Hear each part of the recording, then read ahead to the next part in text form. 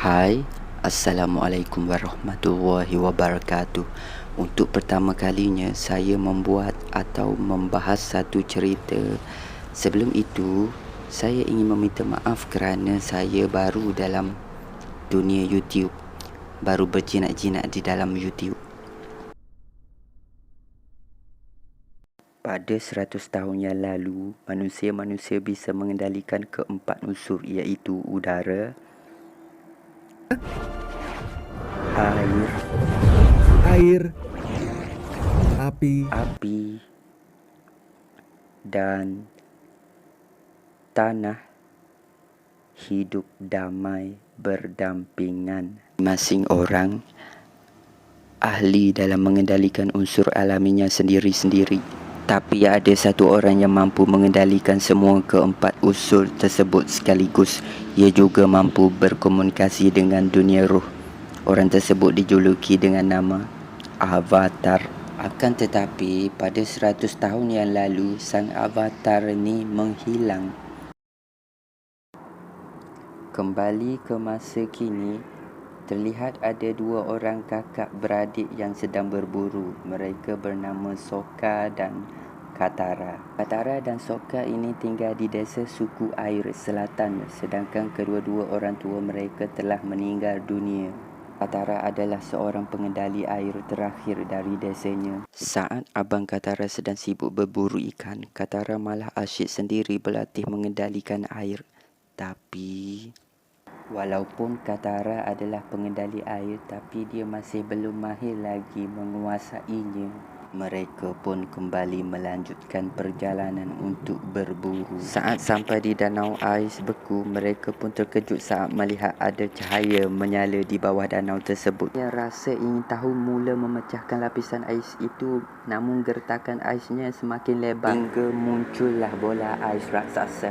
Katara yang cuba memecahkannya pun langsung terpelanting.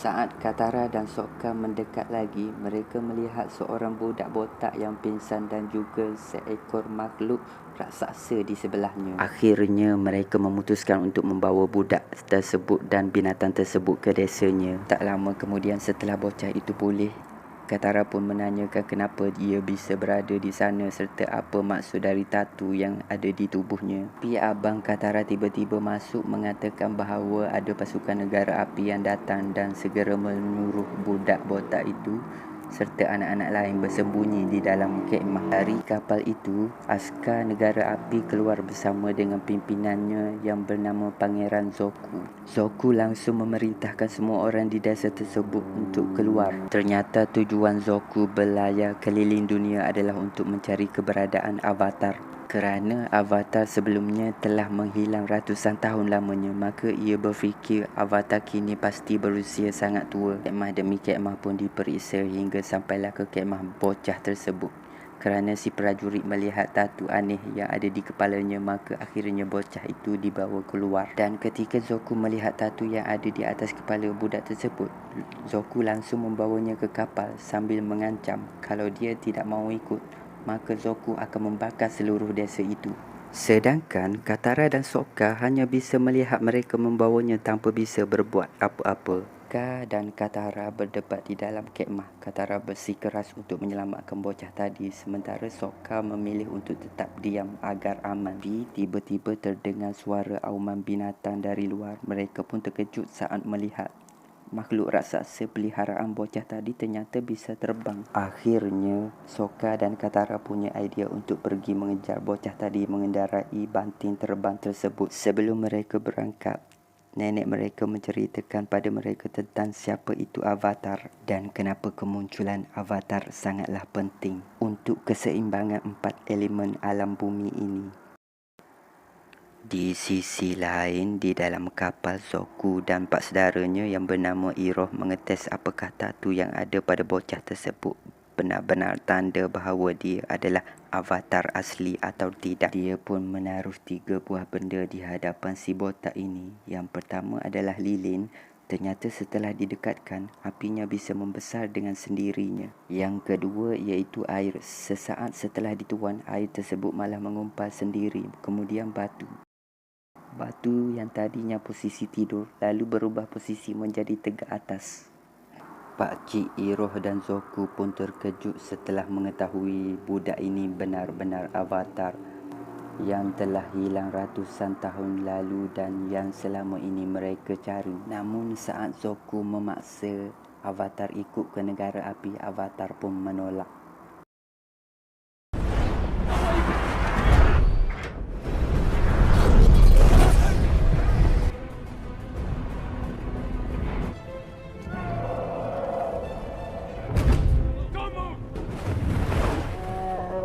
Akhirnya dia berhasil kembali ke Katara dan Sokka. Mereka kemudian memutuskan untuk pergi ke kuil kampung halaman avatar dahulu. Setibanya di sana, sang avatar barulah memperkenalkan dirinya pada Katara dan Sokka bahawa ia bernama Aang serta banting terbangnya yang bernama Appa. Aang pun bercerita kalau kemarin dia kabur dari desanya kerana dia kaget saat gurunya mengatakan bahawa dia terpilih menjadi avatar yang memiliki tugas berat dalam menjaga keseimbangan bumi. Kemudian muncul seekor makhluk campuran kelelawar dan monyet yang terbang ke bahu Aang. Melihat itu, Katara hairan kerana binatang tersebut seharusnya sudah punah 100 tahun yang lalu. Mereka pun akhirnya terus melangkah jauh ke dalam desa dan terus mencari seluruh kerabat Aang. Sambil berjalan, Aang menjelaskan kalau seluruh kerabatnya di desa adalah pengendali udara. Mendengar itu, Katara lagi-lagi terkejut lalu bilang ke Aang kalau para pengendali udara di dunia ini sudah punah 100 tahun yang lalu. Saat tiba di tempat biasanya, semua kerabat yang berkumpul dulu ternyata mereka semua telah meninggal dunia. Hanya terlihat tulang belulang mereka sahaja. Katara pun perlahan-lahan mencuba menjelaskan kepada Aang bahawa dulu 100 tahun yang lalu negara api takut dengan avatar yang mereka curigai akan lahir dari bangsa angin. Maka dari itu negara api membantai semua penduduk bangsa pengendali udara dari muka bumi.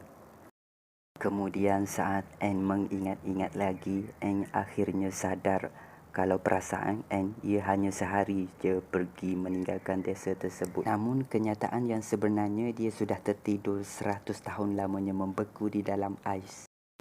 Emosi Aang di situ benar-benar campur aduk. Dia sangat-sangat menyesal telah meninggalkan bangsanya dulu. Emosinya tak bisa terkendali hingga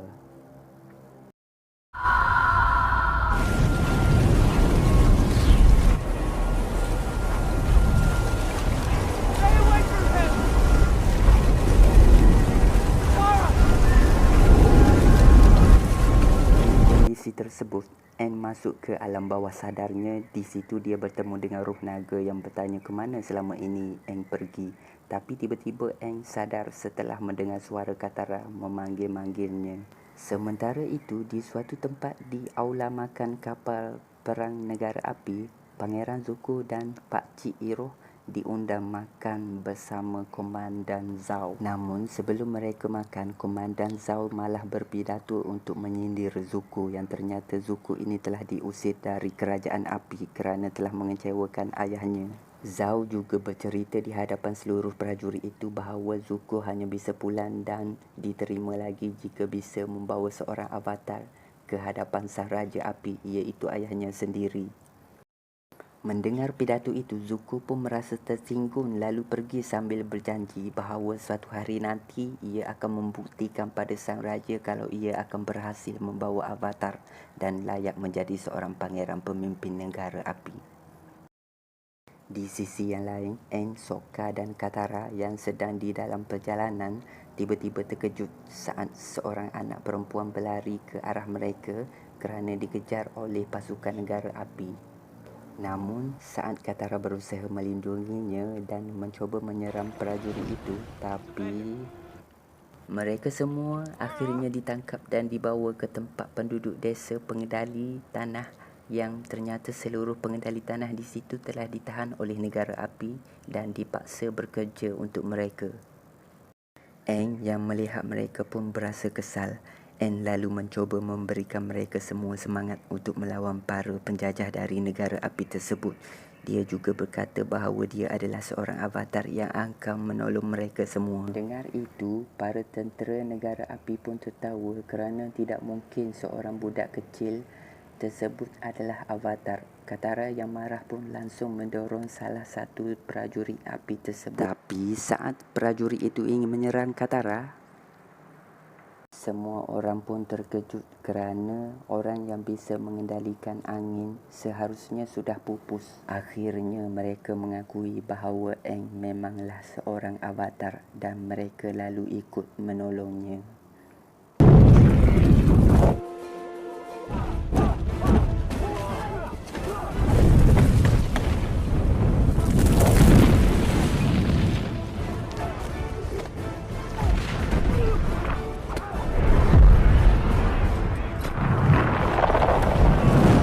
Sudah kalah, pasukan negara api itu pun menyerah dan melarikan diri. Para penduduk pengendali tanah pun bersorak kerana menyangka setelah selama ini mereka selalu dijajah, akhirnya mereka bisa menang. Sokka pun punya idea untuk melakukan aksi penyelamatan yang sama ke seluruh desa-desa yang dijajah oleh bangsa api di seluruh belahan bumi ini. Tapi sebelum bisa melakukan itu, Aang pun menjelaskan bahawa walaupun ia seorang avatar, akan tetapi dia hanya pandai mengendalikan angin sahaja dan belum mahir mengendalikan 3 unsur lainnya.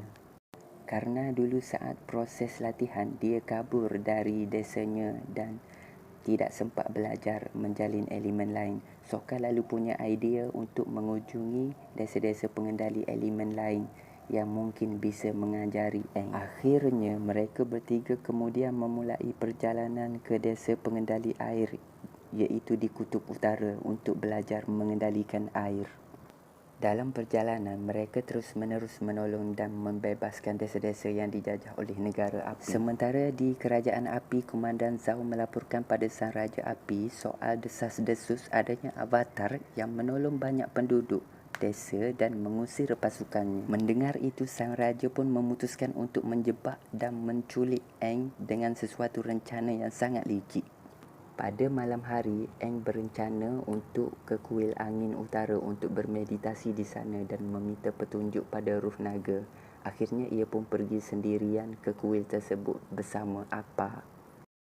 Setibanya di sana, Aang berjumpa dengan seorang biksu tua penjaga kuil. Penjaga kuil itu pun menyambutnya dengan ramah dan langsung menghantar Aang ke sebuah tempat rahsia di mana patung-patung para pakar pendahulunya berada. Tapi sesampainya di sana, tiba-tiba biksu itu pun menerima sejumlah wang dari negara api kerana telah membantu mereka menjebak Aang.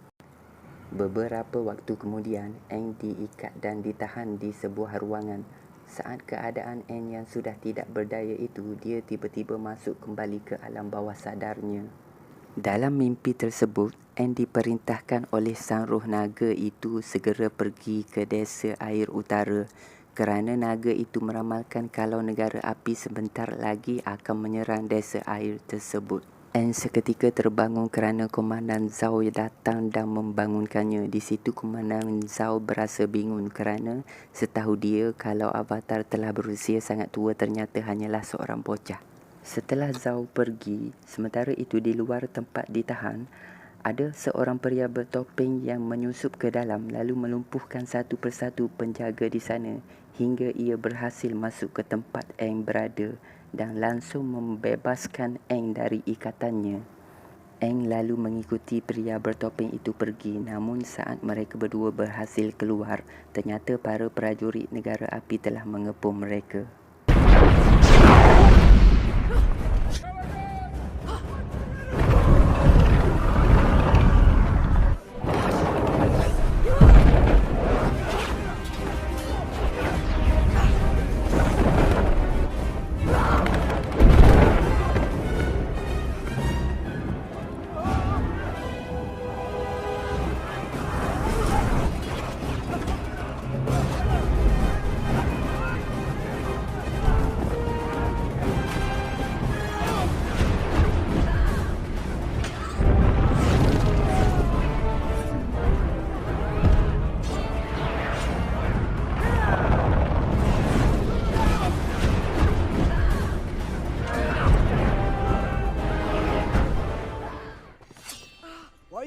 Jesus, who are you?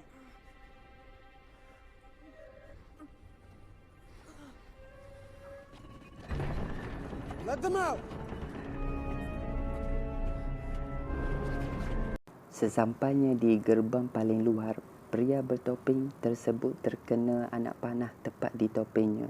Di situ, Aang yang penasaran pun langsung membuka topeng pria itu. Dan betapa terkejutnya Aang kerana orang yang telah menyelamatkannya tersebut adalah Pangeran Zuko yang dulu pernah menangkapnya juga.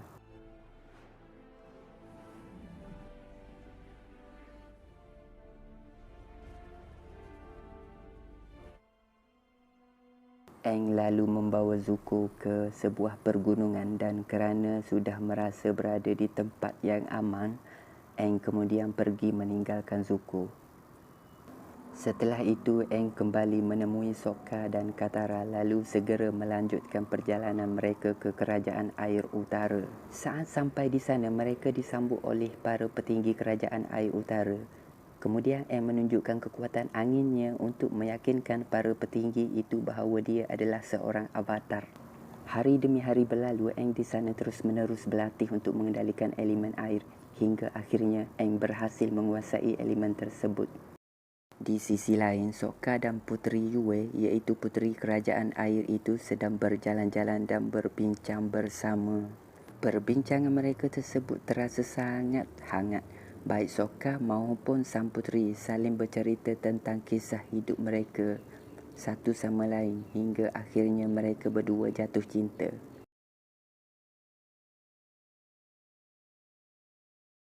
Beberapa waktu kemudian terjadilah apa yang Roh Naga ramalkan pada Aang sebelumnya. Dan benar saja, di situ sudah mulai terlihat kapal-kapal perang negara api yang posisinya sudah dekat. Di sana terlihat Pakcik Iroh dan Zuko sedang merencanakan sesuatu. Mereka merancang untuk menculik sang avatar terlebih dahulu sebelum para prajurit jendera Zhao menangkapnya.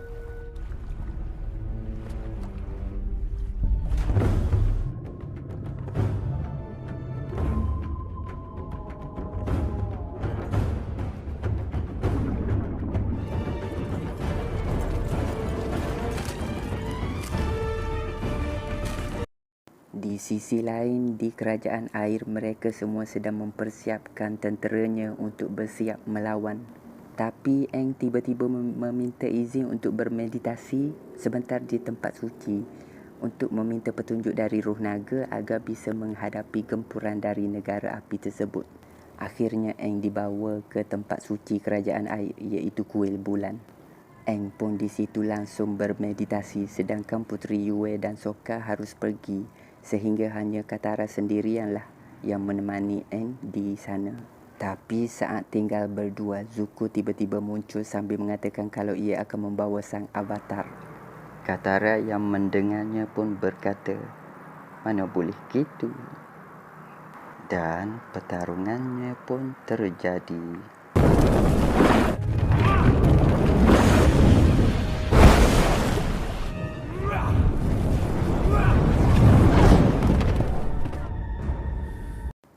Zuko yang berhasil membuat Katara mampus pun lalu langsung membawa Aang pergi dari kuil bulan suci tersebut. Sedangkan Aang di alam bawah sadarnya, dia bertanya pada sang naga bagaimana cara untuk mengalahkan pasukan negara api yang jumlahnya begitu banyak. Roh naga itu lalu menjawab gunakan laut untuk mencegah peperangan tersebut. Namun sang naga juga memperingatkan kalau seseorang avatar tidak boleh memihak kepada sesiapa. Jangan kerana negara api itu jahat, lalu avatar jadi membenci negara api dan memihak kepada kerajaan air. Kerana seorang avatar tugasnya hanyalah seorang penyeimbang di bumi. Dia tak boleh ikut campur terlalu dalam dan melewati batas tugasnya sebagai seorang avatar. Saat Aang sadar, Aang pun kaget kerana bukan Katara yang ada bersama dia namun justru si Zuko. Sama seperti Katara kata kepada Zuko tadi, di mana Zuko mengatakan kalau Aang harus ikut dengannya, tapi Aang juga berkata persis seperti apa yang dikatakan sebelumnya, iaitu Mana boleh gitu. Dan pertarungan pun terjadi.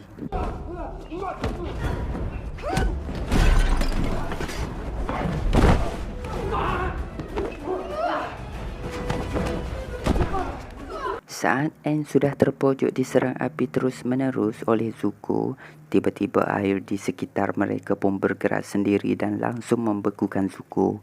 Ternyata Katara lah yang mengendalikan air tersebut untuk menolong Aang. Di posisi Zuko yang tidak berdaya dan tidak bisa bergerak sama sekali itu, mereka semua lalu menghujani Zuko dengan kalimat yang sangat Zuko sukai, iaitu mana boleh gitu, mana boleh gitu.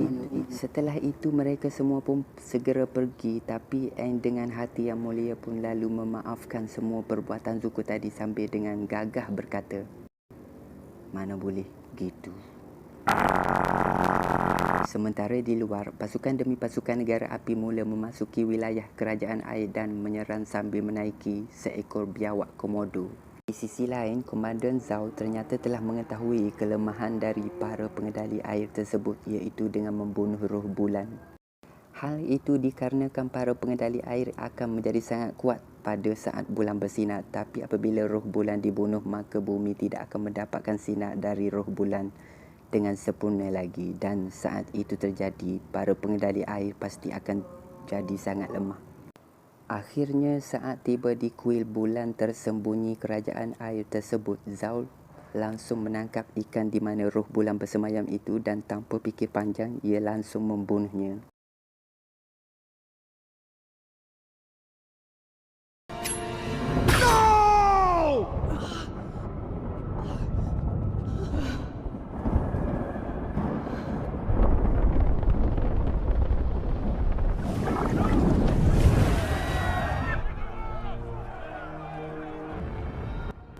Setelah membunuh roh bulan, Komandan Zhao pun langsung melarikan diri. Pakcik Iroh lalu berkata pada mereka semua bahawa untuk menghidupkan lagi roh bulan, maka harus ada orang suci yang mahu berkorban untuk memberikan dan menukar nyawanya. Mendengar itu, Puteri Yue pun langsung bersedia menukarkan jiwanya dengan roh ikan bulan tersebut. Tapi Sokka langsung melarangnya kerana ia tidak mahu kehilangan wanita yang sangat dia cintai itu. Namun keputusan Yue sudah bulat. Karena hanya dengan menghidupkan roh bulanlah jalan satu-satunya agar bumi bisa kembali seimbang dan bisa menyelamatkan kerajaan air utara. Dan lalu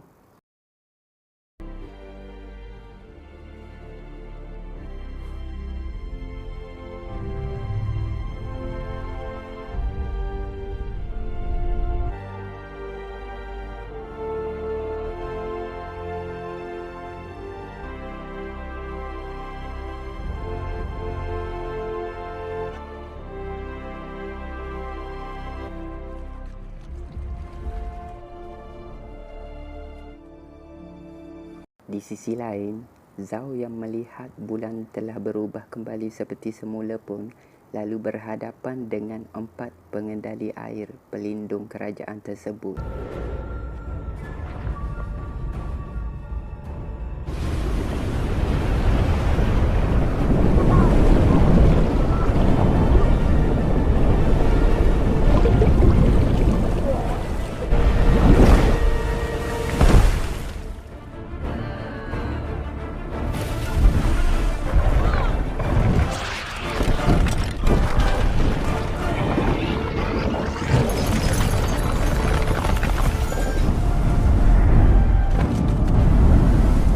Di atas sana, Aang berasa bingung bagaimana caranya mengendalikan laut yang sangat besar itu untuk menghentikan peperangan.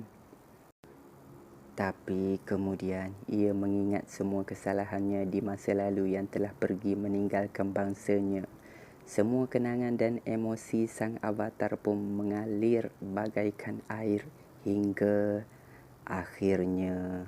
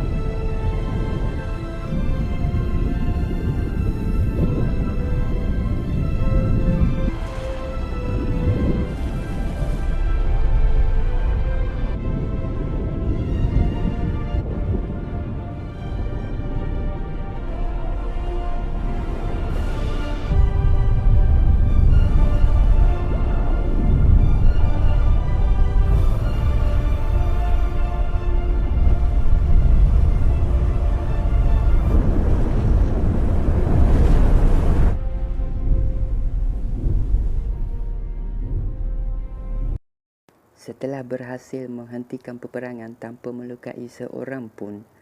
Dan setelah kapal-kapal pasukan negara api itu telah pergi, saat turun, semua orang di sana, baik itu penduduk kerajaan air bahkan para pasukan negara api pun, akhirnya mengakui dan memberikan sang avatar sebuah penghormatan. Dan filem pun berakhir.